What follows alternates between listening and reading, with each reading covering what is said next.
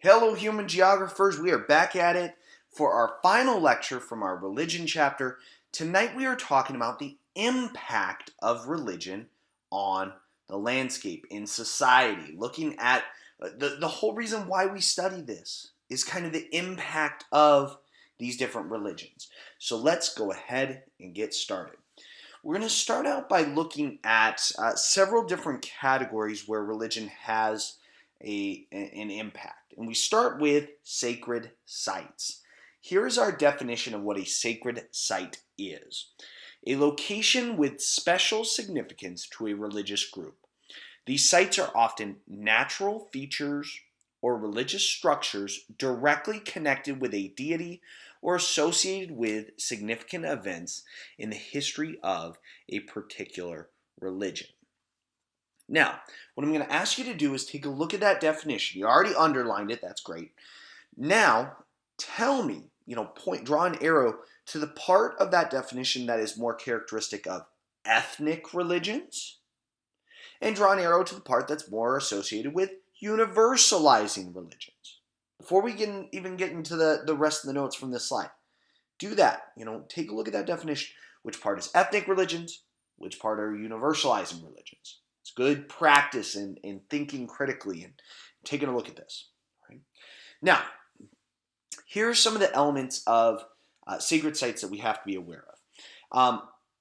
So why are sacred sites significant? Well, one, it preserves the landscape. People are going to protect, they're going to preserve the landscape. A great example of that is the Western Wall in Jerusalem. The Western Wall was the western wall of the Great Temple. It was destroyed as the Jews were expelled from Jerusalem at the beginning of the diaspora.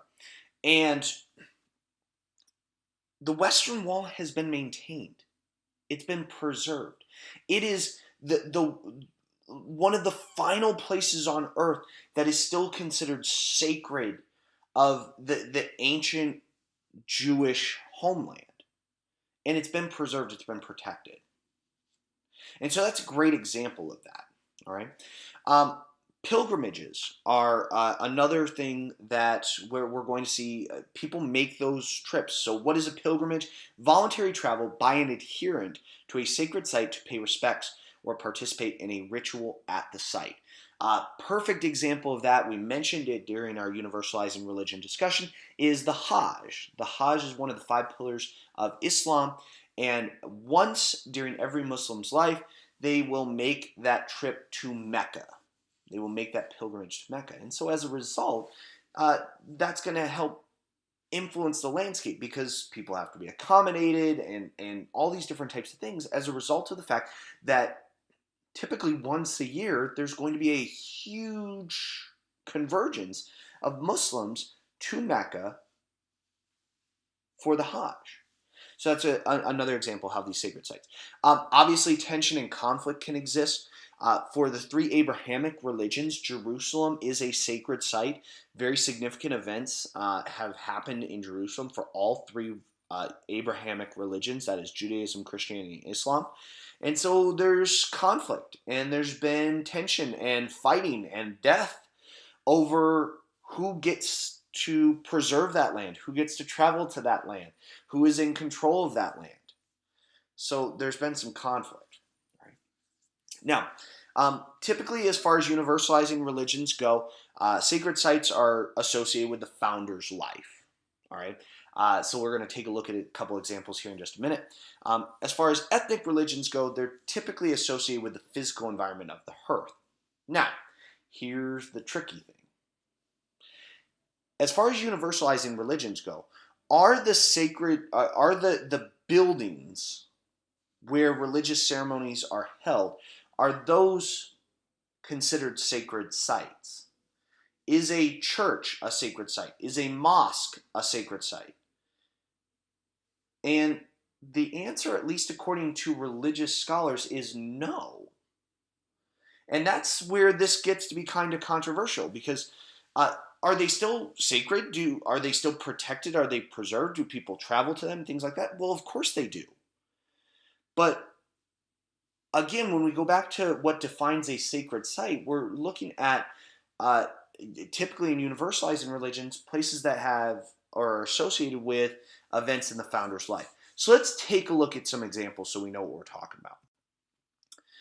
So in the universalizing side of this, Buddha's birthplace and places where Buddha had important events, where he, his sermons and where he attained enlightenment. All of these are sacred sites. In Christianity, Jerusalem, where Jesus was crucified, Bethlehem, where he was born. Those are considered sacred sites to Christians. In Islam, Muhammad's birthplace in Mecca and his tomb in Medina are considered sacred sites. And so that's where that definition of what is, a part of the religion, an important element like a church or a mosque, is a little bit different than a sacred site. And that can be a little bit confusing for some, and it's controversial without a doubt. On the flip side, ethnic religions, again, typically associated with physical environment or associated with the physical environment of the earth. So the Ganges River, we talked about that in the last lecture. For Judaism, Jerusalem, specifically where the Western Wall stood, the Temple Mount, that is a sacred site for Jews. Again, continuing with the discussion of the manifestation of religion, we see it represented in holy days. And for universalizing religions, it's typically associated with the founder's life, major events, and things like that. Islam uses a lunar calendar, so Ramadan is the holy month, varies compared to the Gregorian calendar, the January to December calendar that's typically used like in the United States. So it's a lunar calendar, it's based off of the moon. And Ramadan commemorates when the Archangel Gabriel first visited Muhammad. And so that's an important event in the founder's life. Christianity, Christmas celebrates the birth of Jesus, Easter, his resurrection. For Buddhists, there are holy days on Buddha's day of birth, when he attained enlightenment, and when he died. Again, all of those associated with the founder's life. Typically for ethnic religions, they tend to be associated with or based more on seasons. And again, this is where the physical environment tends to come in a little bit more. Rosh Hashanah and Yom Kippur, again, it varies because Judaism uses a lunar calendar as well. So it isn't always going to be the same, but typically Rosh Hashanah and Yom Kippur will be in the autumn during the planting season, and Passover typically in the spring around the harvest time. Okay? And so there's elements of that are kind of built into this. For example, with Yom Kippur, the fast, whereas with Passover, Seder, a kind of a ritual dinner that's an important part of Jewish holidays on Passover. With regards to methods of diffusion, this is going to vary quite a bit, religion by religion as well. Typically universalizing religions, the main message on this slide is that universalizing religions do diffuse, ethnic religions typically don't. So I have examples on here, but the one thing that I don't want this to be misconstrued as is that, for example, it says relocation diffusion, Christian missionaries. Does that mean that Christianity only diffuses by relocation diffusion? Well, of course not. Hey, this is just an example. So Buddhism, Christianity, Islam, Sikhism, all of our universalizing religions are going to diffuse, and it could be by relocation diffusion with the, people, missionaries relocating, going to a new spot, and then contagious diffusion when they start interacting with people and converting people. Contagious diffusion, another example, Muslims marrying non-Arabs or non-Muslims, bringing them into the faith. Hierarchical diffusion, another example there, Emperor Asoka converting to Buddhism. We mentioned Emperor Constantine converting to Christianity. That would be a great example of hierarchical diffusion. So really the message there is that universalizing religions do diffuse because they're attempting to convert people all over the globe. Ethnic religions typically don't. They typically stay in the hearth, so they have a much more clustered spatial distribution, where universalizing religions might have a more dispersed, more widespread spatial distribution. Judaism, however, is the exception when it comes to ethnic religions, because Judaism is fairly widespread. There are Jews all over the planet. A third of the Jewish population globally is in the United States, a third is in Israel, and then a third everywhere else. Now, the question that I have for you comes from the last lecture, and that is why? Why is Judaism the exception? There's a specific event that explains why Judaism is different than most ethnic religions when it comes to being so widespread. So what's the answer? And hopefully you said the Jewish diaspora, the forced dispersal of Jews from their homeland 2,000 years ago, is an explanation as to why there is such a wide spatial distribution of Judaism worldwide. So let's take a look at a map, taking a look at the diffusion of our universalizing religions. Buddhism is green. You can see the hearth there in southern Nepal, northern India, and diffusing throughout South Asia, into Central Asia to a certain extent, and throughout East and Southeast Asia. Christianity, the purple, beginning in the Eastern Mediterranean and diffusing throughout Europe, into Africa, to Oceania, to the Americas.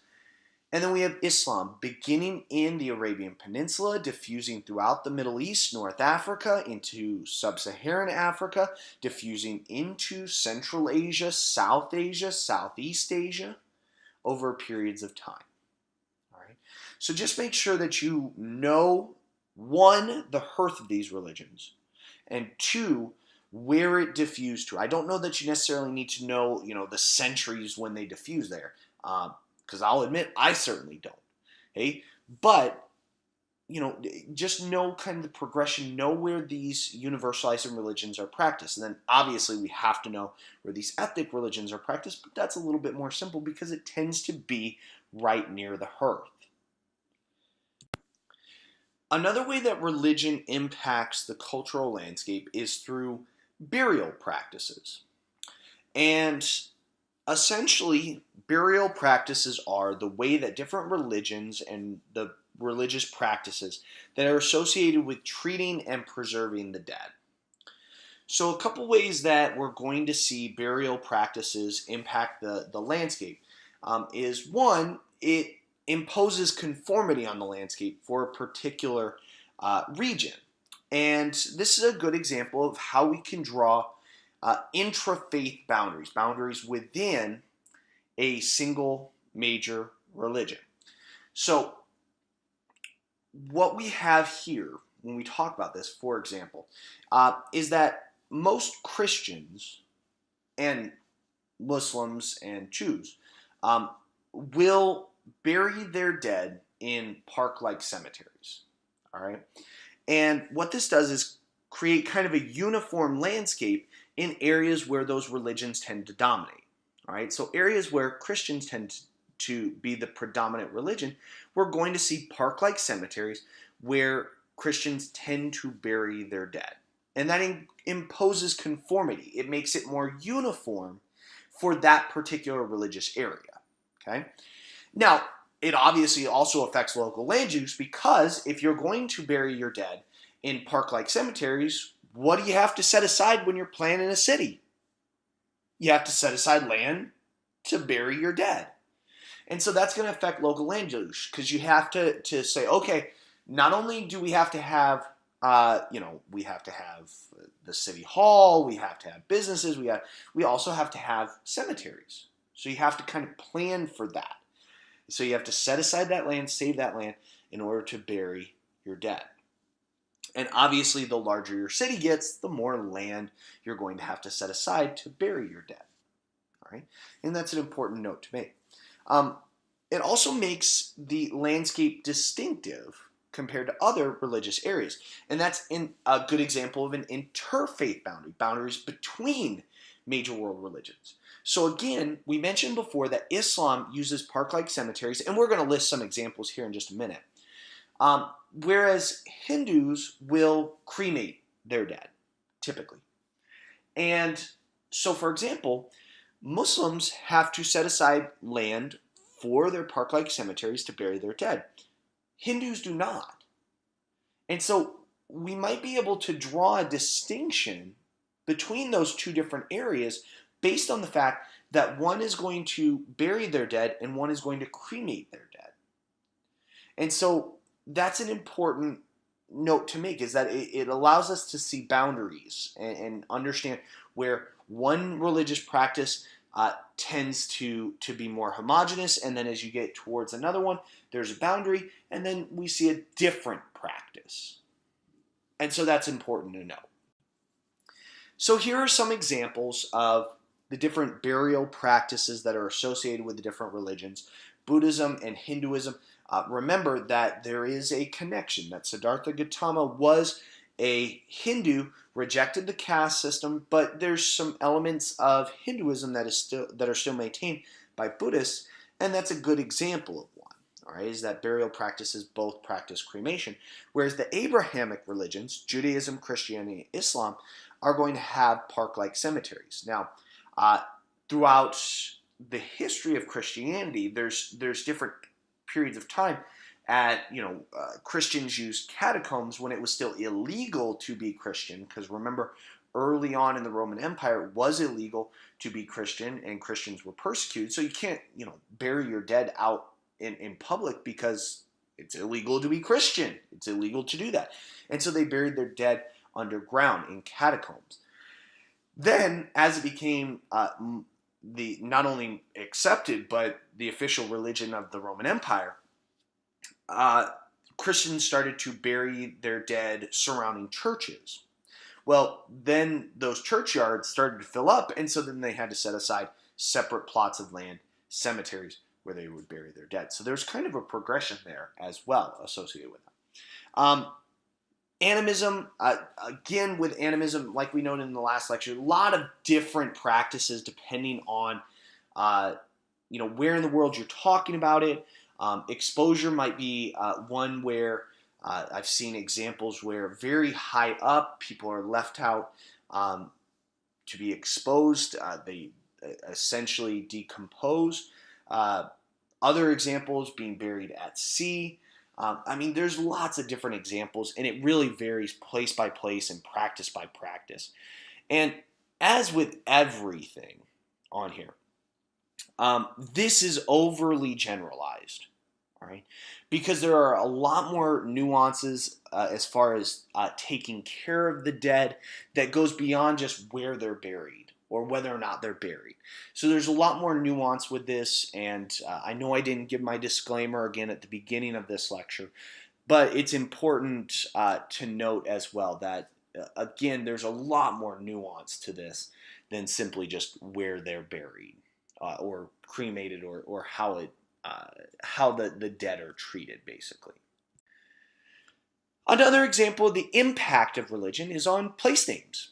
And place names affect the cultural landscape by making an area distinctive, setting it apart from another area. And, we can see that when, religious names are used in place names, in toponyms that are based on religious topics and things like that. But it also, just on a more general level, confirms that religion is an important part of the daily life.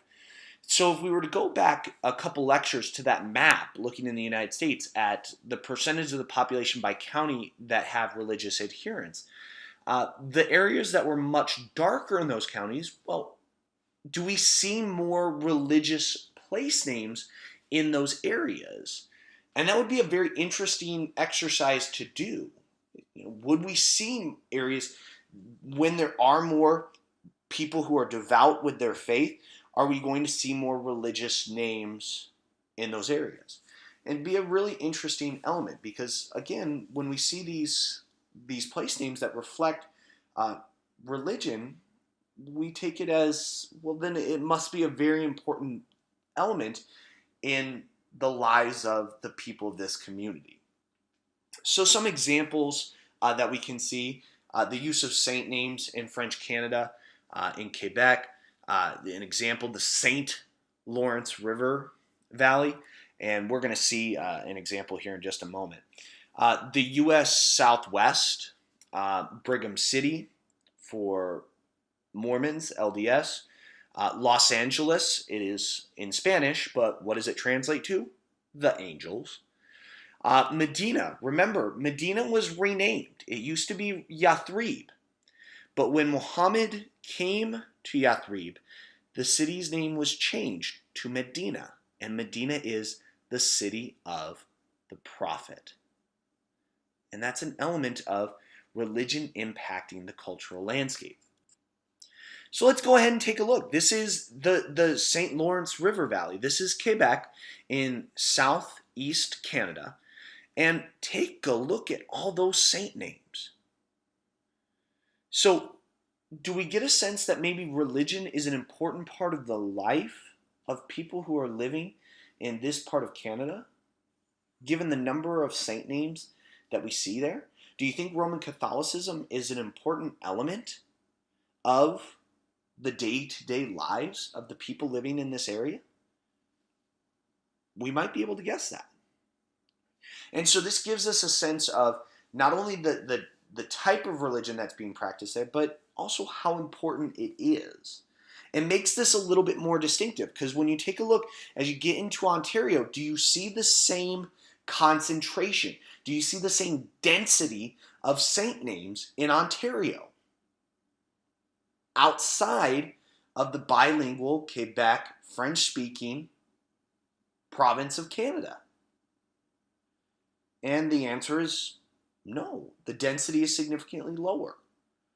And so that creates a level of distinctiveness between these two areas.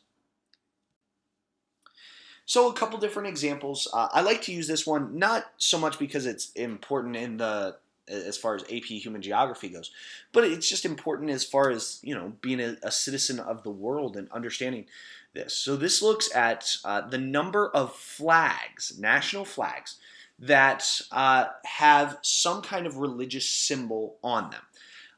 Again, this is a good practice in identifying those religious symbols. So the first ones that you see up there are Christianity. And what religious symbol do you see that is associated with Christianity? Well, you see the cross on just about all of these. On the next one, Islam, on 21 flags, you see the crescent moon and star on several of these. Now remember, again, that isn't always associated with Islam. It was associated with the Ottoman Empire before, but there are elements here that are associated with Islam. Right? They have other religions. They have Buddhism. They have Hinduism, Judaism. You can see on the flag of Israel the Star of David. So there's a lot of different elements that you can see represented on here, and it would be really, really fascinating. I would actually love this as a project to take an entire week and assign different countries, different flags, and do research on the background. What is it on there? Why is it? Because I would love to find out all of these and find out, the significance of it, the history behind it. It would be really, really interesting. I think it would be. Continuing on, the last element that we're going to talk about with the significance of religion on the landscape is looking at architecture. And we've talked about this throughout each of the different slides, talking about the different religions and so on and so forth. But we're going to look at a couple different elements here. Again, as far as architecture is concerned, typically we're talking about the places of worship, houses of worship, and things like that. And typically they serve some kind of spiritual function. And a lot of times the buildings may represent an element of religious history. For example, Christian churches are a place to gather and worship. They are a representation of God. And this is where I said earlier, this gets kind of controversial because A church, a Christian church, is a representation of God. But as far as what classifies as a sacred site, it doesn't fit that definition. So it's a really subtle nuance because, would we consider it sacred? Well, perhaps, but is it considered a sacred site? Well, no. So very, very subtle nuance there that we have to be able to differentiate. All right. But architecture also impacts the use of the land as well because, and this is a great example, we'll talk about this later in this year when we talk about cities and urban land use and the way that cities are laid out. Muslim mosques typically are placed at the center of a city or they're centrally located because not only are they used for worship, they're also used as community gathering places. And so in the interest of being accessible, where's the most accessible place for the most people? Well, in the center of the city. And so that's something where we see the landscape affected by the architecture of these different religions. Again, typically the East Asian universalizing and ethnic religions, shrines, pagodas, things like that, typically are associated with either events in the founder's life, if we're talking about stupas and pagodas for Buddhism, or they might be associated with a particular deity. If they are an ethnic religion, might be associated with a particular element of the physical environment, things like that. And so the land use is either restricted or encouraged depending on the type of building, where it is situated, and things like that. And then the last one, probably the most obvious, is that it attracts tourists. People are going to go and visit these different places. There's going to be tours that go through St. Peter's Basilica in Vatican City. There's going to be tourists that go and visit Hindu temples in Bali and all these different elements. So yeah, people can go and visit. They might have to dress a certain way out of respect for the religion, but people are going to be attracted to these really significant pieces of religious architecture. Alrighty, so let's see how we can do with applying what we've learned to real life. So what I'm going to show you now is a series of photos of religious architecture. I want you to tell me the religion. And if possible, can you tell me something more specific? Can you tell me maybe the country where it's in? Or can you tell me the branch of the religion, if you're able to? So let's go ahead and get started. First one that we have here, what do you think? That's number one. Number two, what religion? Number three, what religion? Number four, can you tell me the religion? Number five, can you tell me where it is? And certain ones on these, if it's an ethnic religion, you might be able to tell me where it is. Hint, hint. Can you tell me the religion? Can you tell me anything more specific? Can you tell me the religion? The religion.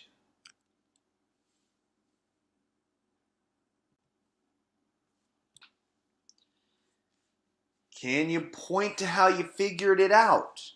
Is there something really identifiable that helped you figure this out? Using your elements of the cultural landscape. You guys can do it.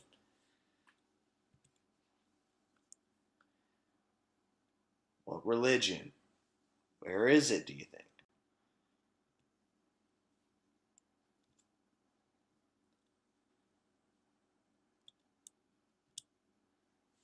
What religion? How do you know?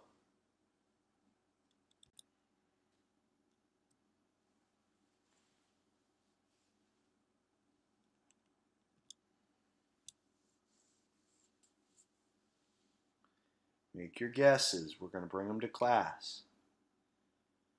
What religion? Can you tell me what branch it is? Any guesses? All right, that's our last one. So bring those guesses to class. Bring those predictions to class. We're going to discuss it as part of our opening. Now,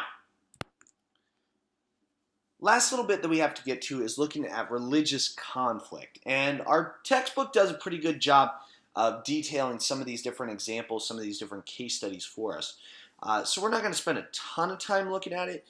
We will look at a case study in class on Jerusalem, and we'll get some specifics there so that it'll be a little bit more in depth when we take a look at that. But we'll take a look at religion versus politics. Specifically, we'll look at the Taliban in Afghanistan and the communists in the Soviet Union and their takes on religion. Two different perspectives on that. And then we'll also look at interfaith and intrafaith conflict as well. Remember what these prefixes mean. Inter means between. So conflicts between different faiths. So, Christianity and Islam, for example. And then intrafaith, we'll look at conflicts within faiths, within a single religion. Let's get started. So again, mention that we will talk about the Taliban. Taliban roughly were a group of religious students, or that was what the term was intended to mean. Really, there wasn't a lot of legitimacy from the international community that recognized the Taliban as the legitimate government in Afghanistan. All right, but the Taliban was very much opposed to Western values. They opposed leisure activities. They instituted policies that were fundamentalist as they interpreted the Quran. All right, they closed schools. Girls could not go to school. These are some of the policies that were instituted that were intended to target the what their perception was, the expansion of Western values. All right. Now, we have to know what fundamentalism is, and here's the definition. Literal interpretation and strict adherence to basic principles of religion or religious branch, denomination, or sect. Now, as I noted above there, it says, as they interpreted them. Because there were a lot of people, a lot of Muslims who did not agree with the Taliban's interpretation of the Quran. And so there were a lot of people that opposed the Taliban outside of Afghanistan and from within Afghanistan and what they tried to do. Later in the school year, I'll show you guys an interview with Malala Yousafzai and how she opposed the Taliban and how the Taliban actually tried to kill her as a result. So we'll talk about her and things like that. But, this is an example of how religion and politics led to a lot of violence. Right? On the flip side, religion in communist Soviet Union, the communists really tried to stamp out religion. And they removed religious institutions when they took control in the early 1900s. And Orthodox Christianity was really very limited under the Soviet Union. But following the collapse of the Soviet Union in the early 90s, there was somewhat of a religious revival that took place in what was then the Soviet Union, but former Soviet states. So in Eastern Europe, there was an Orthodox Christian revival. And in some of the Central Asian former Soviet republics, there was a Muslim or a Islamic revival, we should say, of religion. And so that's a counterexample of where religion was very involved in the government and where the government was almost didn't want any religion at all in the country. So two different case studies there. And then conflicts between religions, interfaith conflicts, conflict between two religions. The Middle East has been historically an example of that. Whether we're going back so far as to say the Crusades between Christians and Muslims, or what is happening right now between Jews and Muslims, Israelis and Palestinians, over the Palestinian territories, over control of Jerusalem, and Jerusalem is a really good example of a place where different religions are fighting for control, fighting for access, and the rules that are instituted, and things like that. So the image that you see here, one is a photograph, the other is a map. And this is just looking at the old city, the internal, the very small part of Jerusalem, where there's a massive amount of religious artifacts and sacred sites and different things for three major world religions. And essentially what happened is they divided up the old city of Jerusalem into quarters. And so you can see that on the map. The red is the Christian quarter, green is the Muslim quarter, the purple is the Jewish quarter, and then there is an Armenian quarter as well. And if you recall from our our second lecture on universalizing religion, the first country to recognize Christianity as their official religion, it was Armenia.